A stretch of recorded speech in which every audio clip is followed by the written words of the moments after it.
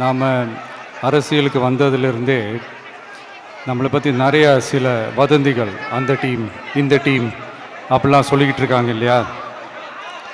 ஆனால் இவர் எந்த டீமும் கிடையாது, மக்களுடைய டீம்,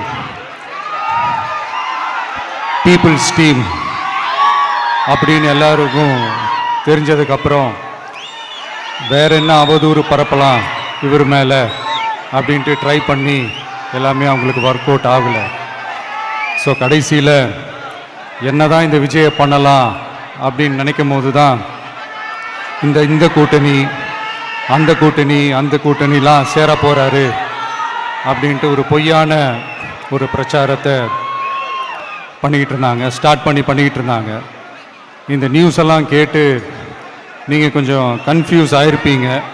அதனால் இங்கே மறுபடியும் ஓப்பனாக தெளிவாக ஒரு விஷயத்தை நான் சொல்கிறேன்.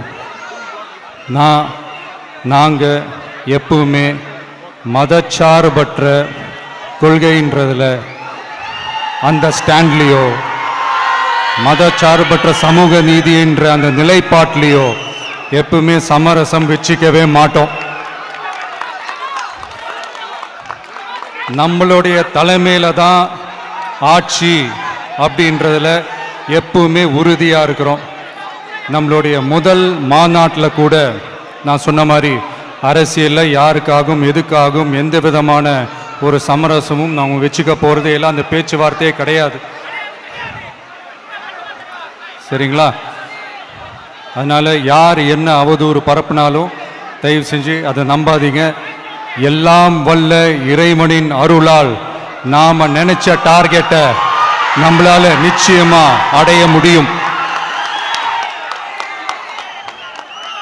இன்னைக்கு என்னுடைய இஸ்லாமிய சகோதர சகோதரிகளுக்கு என்னுடைய ரமலான் நல்வாழ்த்துக்கள். கான்ஃபிடென்ட்டா இருங்க, நல்லதே நடக்கும், வெற்றி நிச்சயம்.